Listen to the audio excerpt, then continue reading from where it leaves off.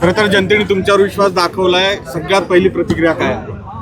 सर्वात प्रथम मी महायुतीचे आमचे सर्व जे नेते आहेत, आदरणीय दादा असतील, एकनाथजी शिंदे असतील, देवेंद्रजी फडणवीस असतील, रामदासजी आठवले असतील, पिंपरी चिंचवड राष्ट्रवादी काँग्रेस पक्षाचे आमचे सहकारी योगेशजी बैल असतील, यांना मनापासून सर्वप्रथम धन्यवाद देतो.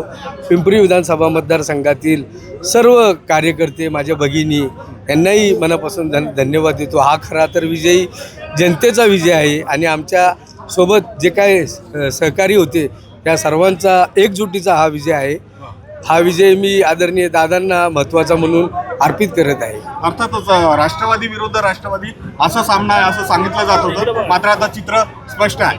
हे बघा, जो चित्र तयार केलं होतं, खरं बघितलं तर तसं चित्र काहीच नव्हतं. आज जर तुम्ही बघितलं तर मी 18वी फेरी मोजून या ठिकाणी आलेलो आहे आणि 36,000चा लीड होता. तर हे फक्त चित्र भासवलं गेलं होतं की राष्ट्रवादी विरुद्ध राष्ट्रवादी. तसे जर बघितले तर महाराष्ट्रामध्ये महायुतीचं सरकार एकतर्फी आलेले, पिंपरी विधानसभा मतदारसंघातील आमदार पण हा एकतर्फीच विजयी झाला आहे.